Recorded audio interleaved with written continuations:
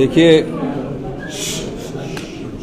विधानसभा में नियम 130 के तहत केवल सिंह पठानिया, अमरिंदर, राजन, अजय सोलंकी और चंद्रशेखर जी ने चर्चा लाई थी। और विडंबना देखिए कि भारतीय जनता पार्टी के जो सभी विधायक हैं, वो आज कोई मतलब नहीं था वॉकआउट करने का, आपने भी देखा। लेकिन वो सबॉर्डिनेट सिलेक्शन बोर्ड में जो धांधलियां हो रही थी, उस चर्चा में भाग लेने से के लिए लेना ही नहीं चाहते थे, वो भागना चाहते थे। और जब वो भागना चाहते थे तो उन्होंने एक बहाना पकड़ा कि स्पीकर सामने अवमानना की बात कही और उसके आधार पर उन्होंने चर्चा में भाग नहीं लिया।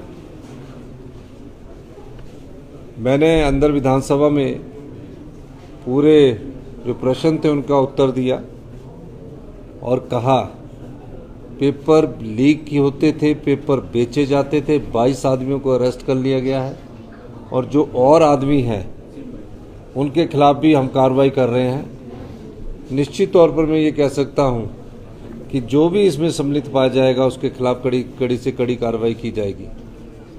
पेपर लीक करवाया जाता था, 50,000, 2-2 लाख, 2.5 लाख रुपए में पेपर बेचा जाता था। और पूरा आंसर शीट भी मैंने आपको बताई कि आंसर शीट के पेपर भी उनको बता दिए जाते थे और उस आधार पर उनका चयन होता था। हमने ये कहा है कि जब तक नया कोई चयन योग्य नहीं बन जाता, तब तक Himachal Pradesh public service commission के तहत हमारी पोस्टें भरने की प्रक्रिया शुरू हो चुकी है। और नया चयन योग्य जब तक नहीं बन जाता, तब तक Himachal Pradesh public service commission ही सभी एग्जाम्स को लेगा। क्या राजनीतिक संरक्षण भी? इसके अलावा जो भी राजनीतिक लोग इसमें कोई सम्मिलित पाए जाएंगे, उनके खिलाफ भी हमारी सरकार कड़े से कड़ा कदम उठाएगी। जिन युवाओं के अभी टेस्ट नहीं हुए हैं लेकिन उनके पेपर लीक हो गए हैं, अगर उनकी एज उस समय जब उन्होंने फॉर्म भरा था उस समय 45 साल से नीचे थी, तो उनकी एज में भी हमने रिलैक्सेशन दे दिया है। और जो एग्ज़ाम अभी पब्लिक सर्विस कमीशन करवाएगा उसमें भी उनकी रिलैक्सेशन को माना जाएगा। जो नया चयन आयोग जो बनेगा उसके लिए दीपक सानंद जी के नेतृत्व में एक कमेटी का गठन कर दिया गया, 3 सदस्य, जो अपनी रिपोर्ट जल्दी ही सरकार को देगी। और उसके बाद जो नया आयोग होगा वो हमीरपुर में इतना बड़ा इंफ्रास्ट्रक्चर है, वहीं खोला जाएगा।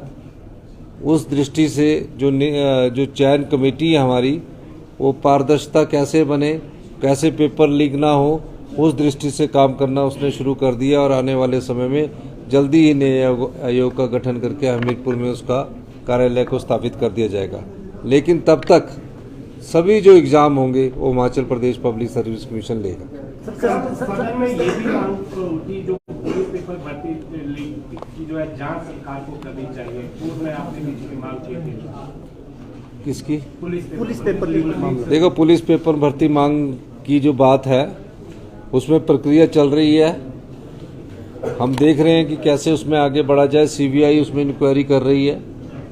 अब एक ही चीज़ के लिए 2 एजेंसियों का काम नहीं किया जा सकता। सीबीआई की रिपोर्ट आने के बाद ही हम आगे की कार्रवाई करेंगे।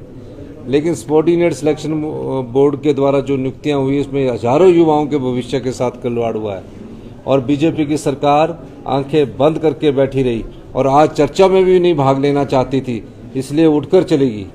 तो ये सबसे बड़े दोषी कौन है? जो उस 5 साल में आंखें बंद करके बैठे रहे और आज जब चर्चा, उनको पता था कल से चर्चा लगी थी, कोई प्रश्न होता उसका जवाब ना मिलता उस पर भागते। लेकिन किसी न किसी बहाने से वो सदन का वॉकआउट करना चाहते थे और इस चर्चा से जो सबॉर्डिनेट सिलेक्शन बोर्ड में भ्रष्टाचार हुआ है, जो सबॉर्डिनेट सिलेक्शन बोर्ड में पेपर बिके हैं, उससे भागना चाहते थे। और उस चर्चा में भागना लेकर उन्होंने वॉकआउट का रास्ता अपनाया। लेकिन सरकार गंभीर है, युवाओं के भविष्य के साथ खिलवाड़ नहीं होने देगी।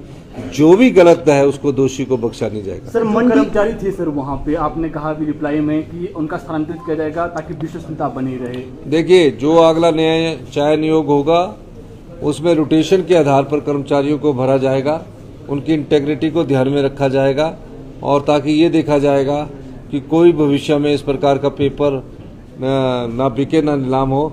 और हम इस पे एक और कदम आगे बढ़ रहे हैं, अभी चर्चा कर रहे हैं, चर्चा करके कभी कोई परिणाम निकलेगा तो मैं आपको जरूर बताऊंगा, पर हम आगे कठोर कानून भी बनाने के बारे में विचार कर सकते हैं। सर मंडी विश्वविद्यालय और हिमाचल विश्वविद्यालय में आपके सत्ता पक्ष के विधायकों ने कहा धांधलियां हुई है नियुक्तियों में, क्या उसकी जांच होगी? देखिए, सभी विधायक जो है उन्होंने इस बात को रखा है, मैं उस पर गौर फरमा रहा हूँ कि मंडी में कैसे नियुक्तियां हुई है और जगह कैसे नियुक्तियां हुई है। जो भी हमारे विधायकों ने बात आज सभाघर में रखी है, सब पर मैं गौर करूंगा। ओके, धन्यवाद।